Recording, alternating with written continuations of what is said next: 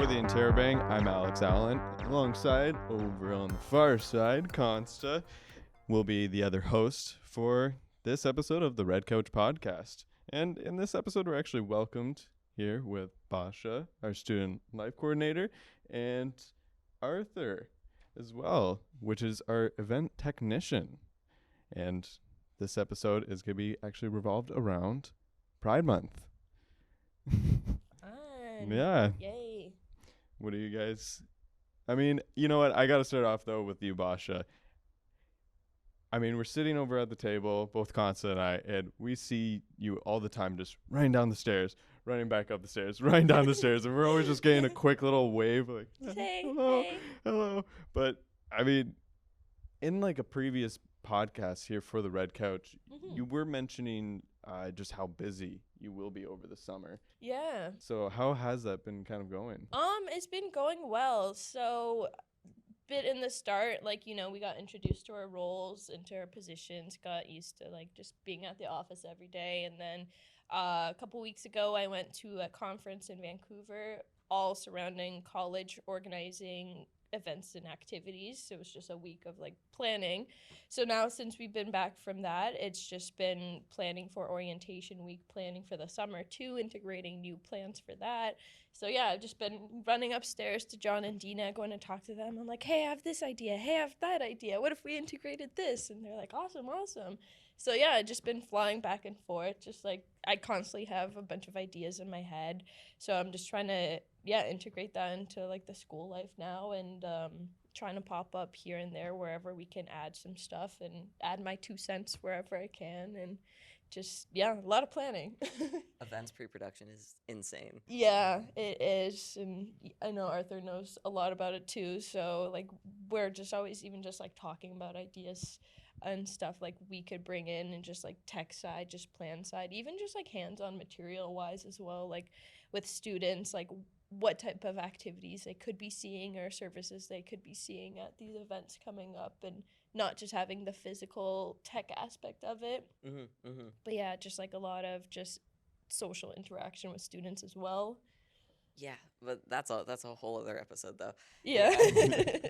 But I mean, what are some of like the stepping stone side of it? What are some big accomplishments have you guys sort of made? So far, so main accomplishment that we're working towards is the Frosh orientation week for September for fall semester. So during our trip, we talked a lot to different talents. Wes Barker, he was there, and he's like a no-name at Fanshawe as well. He came and did like a few shows there. So we talked to him. We're hopefully, fingers crossed, maybe he can come back for Frosh Week as well, get him integrated for that, because he's super fun, super welcoming, and just like a great show to put on and watch. A lot of musical acts as well. We're hoping for some more country music artists coming as well. Maybe some like Country karaoke. Ooh, an option. karaoke. That's an option. Even just like EDM music and more electronic house, techno, like things you would see at like a music festival. I know is like super popular in this area as well. People, I mean, they call London Ontario's party city, so they love party music. So why not give people the type of music that they want to hear? So get those students encouraged to come out and just like embrace like the great, like even just like surrounding more sober culture as well, not necessarily drinking all the time, and just like enjoying yourself and dancing and just having a good time with your fellow classmates and students. And so that's what we're trying to encourage and promote as well, and hopefully get that in for Frosh Week as well, so people could just like meet other people that love music and love just hanging out and enjoying a good time, just being sober as well. And I mean, parties. Yeah. No one could be away from a party. Everyone enjoys having that little celebration. And partying. Yeah. But I mean, for Pride Month though, thinking a little bit outside of Fanshawe though, have either of you guys went out to celebrate Pride Month already? Yeah, actually, just this past weekend, I was in Toronto visiting family, but at the same time, it was the Toronto Pride Parade. So I managed to make my way there and enjoy the festivities there. It was very interesting because my mom was there. Yeah, she's from small town Saskatchewan, so it was interesting to see her react to the big city pride parade. But it was really fun. Yeah. Yeah, I was actually seeing some videos, people just going around, just they're all on. I totally forget what the name of those. The floats. Yeah, the floats. Yeah, the floats. Everyone just going Yeah. down onto them. But then I actually saw a video of, it was like a crowd of people and like there was a camera like spinning around them, and Oh. like they were like dancing. It was really cool to see Like that. the 360 like selfie like Yeah, video thingies. yeah, and it was like close up to them. It was really neat to see that. Yeah, that's awesome. It just keeps, it almost seems like it just keeps growing though, Yeah. almost Oh, every yeah. year. Yeah, each year and like bigger production, more people attending, and I know that's why too. Like London Pride's gonna be in July because they're like, oh, Toronto Pride is in June. Everyone in like a 4-hour driving kilometer radius is like, I'm gonna go to Toronto Pride because it's such a big thing, Oh. and they're like, we don't want to take away from the other cities, so we're just gonna all go to Toronto for this one weekend, and it just keeps getting bigger and bigger and bigger. Oh my gosh. That makes so much sense now because Yeah. I kept looking at that. I was like, why is London in July? Yeah. But that makes so much sense now because, yeah, if they did do something around the same time, then Mhm. no one would go to the London one. Yeah, and then it's kind of nice too because with London Pride being in July, then it kind of almost like extends Pride season. And then you could be celebrating Pride all summer long, and then it like trickles into then, and then you just like continue talking about Pride, supporting Pride up until July, and then it even goes into August too because Pride is forever. You can't escape us. yeah, yeah, it shouldn't just be June. Like we have one poster that I made, gay every day. It's not like it's just June and you're just celebrating Pride. Like it should be around all the time and all seasons and supporting all your local queers around you, 24/7. Yeah. That's my favorite thing about pride parades is the art crawls and all the vendors that come out, because just seeing the community that we have within queer spaces and things like that, it's it's hard to find like any other time of the year, but at pride parades everyone comes out and everyone's so supportive. It's honestly my favorite part. Mhm. Mhm. Yeah. Yeah, and it's great to actually see that whole side that people do actually Mhm. come and show their support. And I mean, I know myself actually over just on the weekend, my friend, he's gay and he's not like a big person that wants to go out to the parades, but we kind of like to at least do something with him over on the month Mhm. of June, and he wanted to have a guys weekend, so we actually went Yeah. out to a cottage and just had marshmallows around a fire, and we were just chilling, hanging with him, just having a nice cottage time, and that's Yeah. just what he was wanting. Yeah. That's where he was wanting to go, and he Mhm. didn't really want to take around the whole pride, like the whole events that was going on in Toronto, Yeah. but he was actually mentioning some just interesting other sides of just how he was feeling about this year Mhm. with Pride Month too, just some of the differences that he's been seeing from comparison to last year. Yeah, yeah, absolutely. And like personally, I've never been to like Pride Parade Festival like in any city yet, but like I've been to like some surrounding like events here and there. So I'm still excited to like actually go to like the said parade and like walk through it and see everyone march. But it's still nice like even just like connecting with your friends and like supporting queer artists like around this time too, and going to these events and not necessarily going to like the whole parade. Maybe you can just go see like an artist that you like, go watch their show, and then like come back and just like chill around the TV, watch some more like TVs or shows or music, and like just have like open conversations with each other even, and just like having those like almost queer conversations and be like, this is what I noticed within the last year, like this is the kind of like personal growth that I've had within myself, this are other observations I've noticed with other people, and just having that like open space and that like open communication with everyone is almost just like surrounding pride too, is just making yourself more comfortable and more like vulnerable for these conversations, and then it makes it easier to have it with other people too, and like not necessarily queer people, just like having it with like straight people as well, and then they see like your perspective, and just like if you're having those open, comfortable conversations, then it's a lot more normalized, and Mhm. there's like no stigma behind it that you're like, oh, this whole like queer thing that like I know like years ago was always shamed and everything, but now it's just like a way of life and just a daily conversation that like we have with our friends and family. Yeah, it it's kind of it's great to actually see that sort of transition is completely happening. And I mean, I know talking with my friend though, he did feel that like there was a little bit of setbacks that happened Mm-hmm. this year just from some of those social media posts going on and Yeah. some of the use. Yeah, unfortunately. What do you guys sort of feel about that though? Like, do you feel like it really there's some setbacks happening? I mean, definitely, like, especially with the influence of the US, that is definitely coming into Canada a lot. And just like recently, within like the last year or two, like, especially surrounding COVID, that like, since everything was online and everyone's voicing their opinions on the internet, they're like, now I can say whatever I want and wherever I want. And I find that's like trickling into society as well.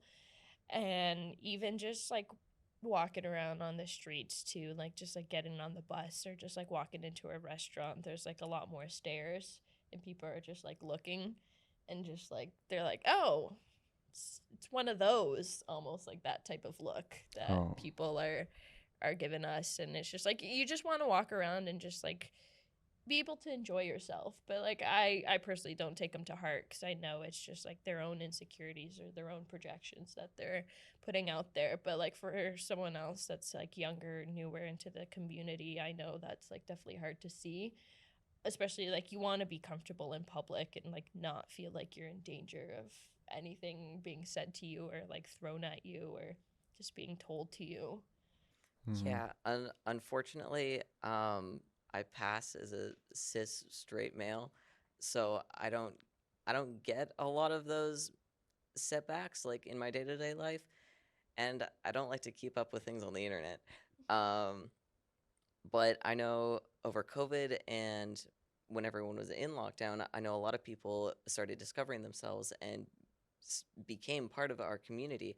Um, so it feels like the two extremes are becoming more extreme. Um, and I don't like to think about that, or I don't keep up with it. I'm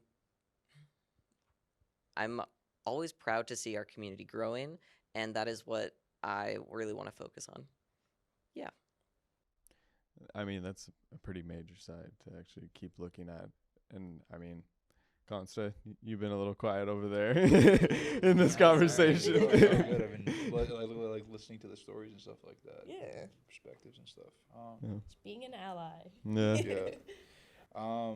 From someone like myself, I've had friends who they've told me in person that they want to come out, but they're kind of struggling with wanting to come out to their families and stuff. Do you guys have any tips as to how I could help them out, and support them, like how I can do that? If if it's unsafe to come out, if you're going to be in danger by coming out, don't. I'm sorry, this is not what you want to hear. But if you are living with parents, or if you are relying on parents, and it's unsafe for you to come out, stay safe. And just keep yourself safe.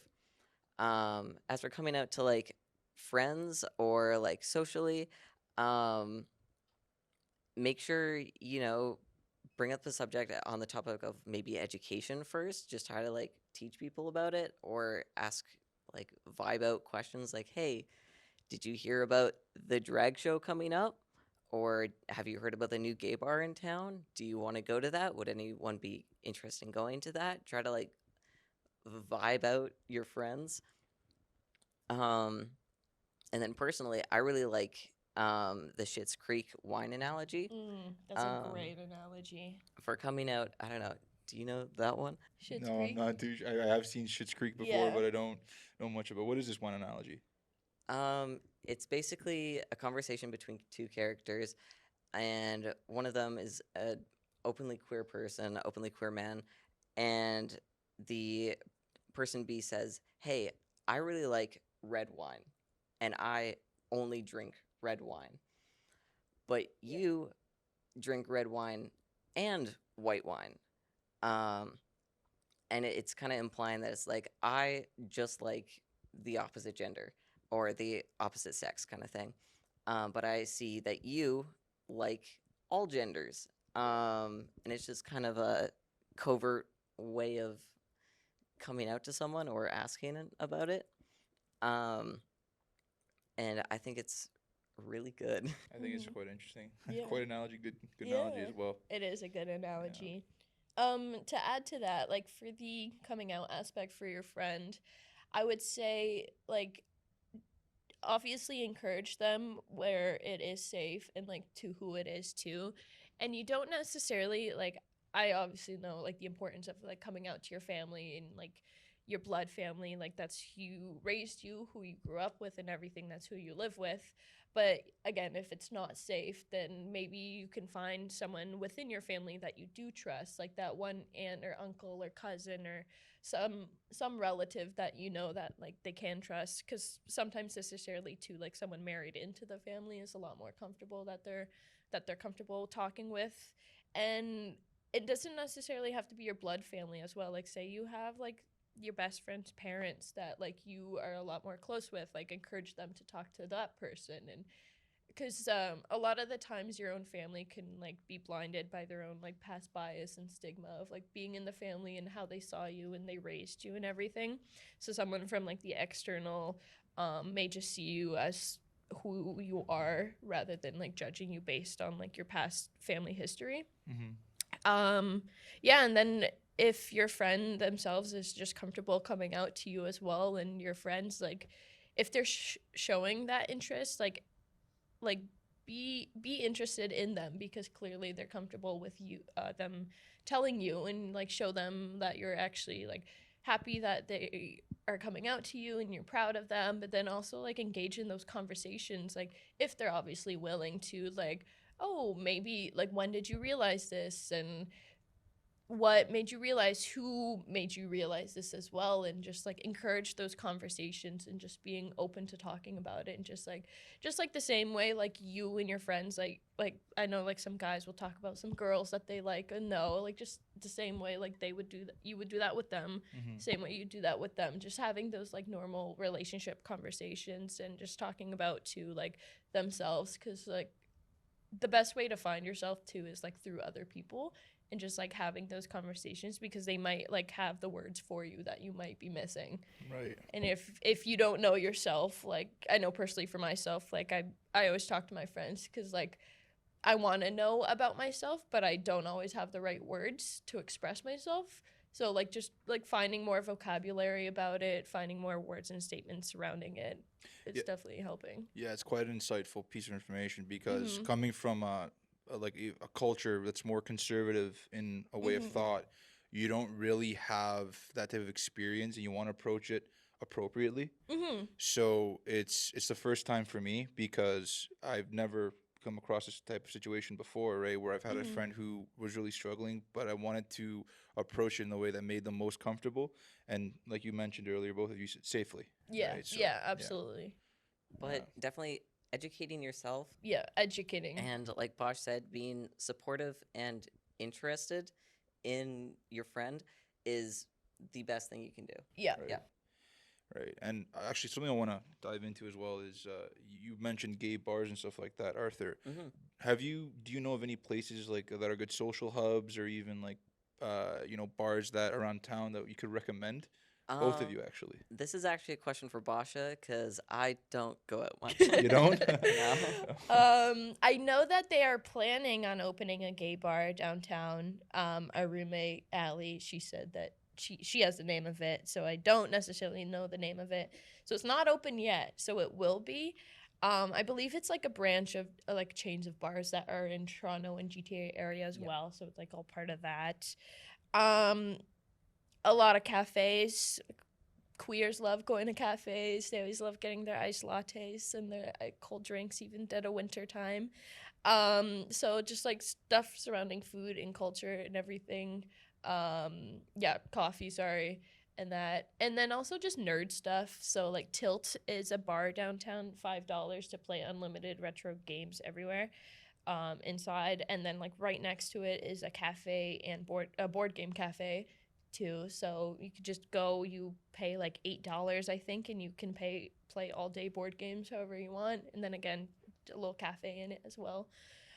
I do know, I haven't been myself, but the Aeolian Hall has like queer days, like queer meetup days. Um, so that exists in town. Yeah. And then a lot in the music scene. There's a lot of queer bands as well. So London is big on music. So there's like the London Music Hall, not the London Music Day event stuff. Every weekend there's like bands performing downtown on Dundas Street. So there's generally a lot of queer bands playing as well, and just like singing about that stuff, and also just them representing themselves like through music. So a lot of like music stuff on the weekends, especially Dundas Street always. I know Sunfest is coming up in July. That'll be at Vic Park, so there'll be a lot of stuff there. And then recently I went to the Electric Market. It was like an EDM market or EDM festival at Coven Market, and there was a lot of vendors there too. And then a lot of them were like queer representing people, and just like buying from them, supporting locally for that. And then it's also like a fun little date idea. You go enjoy some music, you buy like cute little matching earrings together, and then you like make a whole night out of it together. It's a good place to take my friend maybe to get them acquainted with the community and stuff like that. Find others that are absolutely, like them, yeah. Absolutely. It's nice to see that they're opening things around just to have it all year round, because it seems like just a lot of companies just jump on a bandwagon just to go, hey, it's June, we'll do this. Yep. I mean, you see it with Our logo is rainbow now. Yeah. Especially with like Xbox, PlayStation, all of those companies, just logos are all just pride, and then right when midnight hits, basically heading into July, they're like, and it's back. Yeah, exactly. So like hoping there's some companies that continue on keeping their rainbow flag on their logo and everything. And it's nice seeing too that like a lot of businesses, especially this month, like majority of their proceeds will go towards like queer communities and supporting that as well. So like they'll do like 15% goes towards it. I know here at Fanshawe, at the Red Zone, the Fanshawe shop, 15% of all like the Pride collection sales goes towards LGBTQIA+ communities like support. Oh. Yeah. I was walking by to Tim's today and I saw we had some shirts and it said that. I was like, oh, that's really cool. Thank you. It's so nice to actually see there's everyone's still trying to contribute and help out. And exactly. I mean, that's the biggest thing here still for Pride Month for June is to actually help out for that side.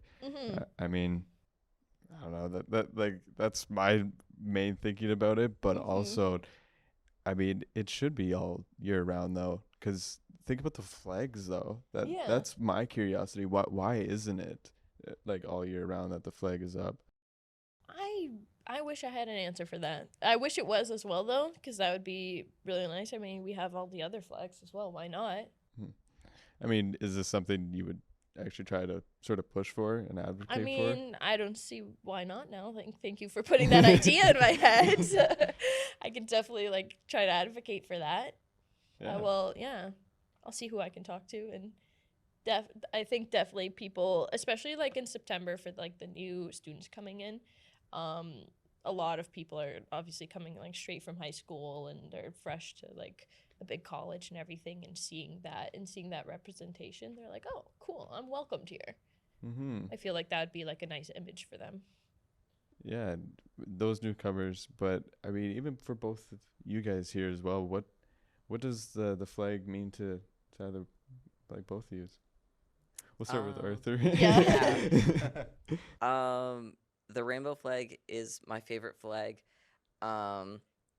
because my journey has been probably a decade long now, and I've gone through every identity or sexuality you could probably think of, and in the end, I really like just the rainbow flag, because I'm like, if nothing else, I am queer, and this is I am part of this community. Mm-hmm.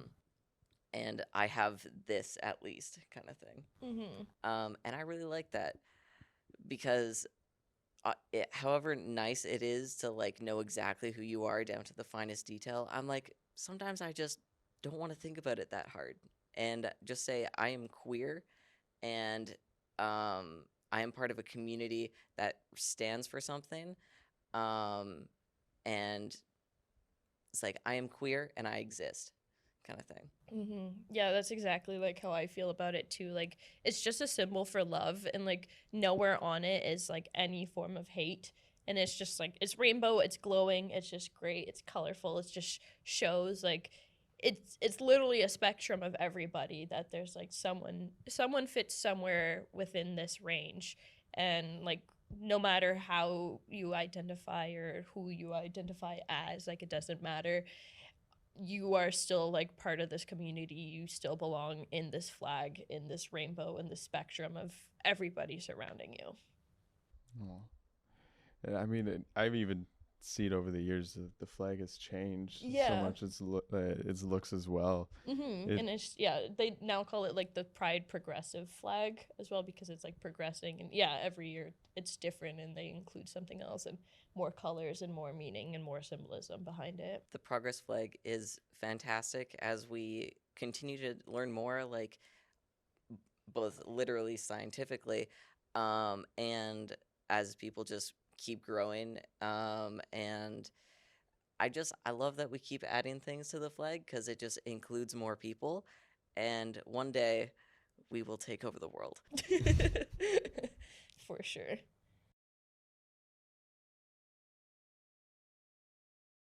Just still thinking of just about for Fanshawe though. Is there any like upcoming events that will be coming for people to come out to? Yeah, for Pride actually, Month?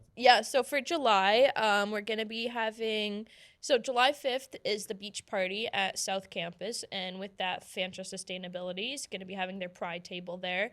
If you saw them, they were also at the Donut Cheat Day and the June birthday event. Will they be at the Strawberry Social thing as well? I hope so. I think so. They should be. I don't see why not. Yeah. So if they're gonna be there in the beach party, they're gonna be making posters. You can make your own Pride posters to walk around for London Pride, which is July 24th. I believe it's on a Sunday. And if you see the posters around on campus, there's like a bunch of signs that say Ally in Action. There's a QR code that will take you to the London Pride walk event, so you can sign up for that. But also on July 13th, we're going to be having our own Fanshawe Pride patio party, triple P sentence there. So at that party, we're going to be having, I believe there's going to be hot dogs available for purchase. We're going to have a friendship bracelet making table, so you can like share some bracelets with all your friends and just people around there. There's also going to be sustainability there, making more posters. And then following that event, we're going to wrap it up with our own Fanshawe Pride walk around campus and do our own like little parade around Fanshawe. Oh, Yeah. that's gonna be a nice walk going Yeah. around. And which day was that one again? July 13th. That is a Thursday, I believe, starting at 11 a.m. on the Oasis patio. Awesome. Yeah. Well, thank you for everyone tuning in for another episode here on the Red Couch Podcast. For every episode, you can actually go to our website or wherever you actually go to watch these. But make sure to actually subscribe to our YouTube channel and to our newsletter and keep up with all here for the Red Couch Podcast and Interrobang. I'm Alex Allan. And don't forget about Consta. See you next time. Thanks, guys. Thanks.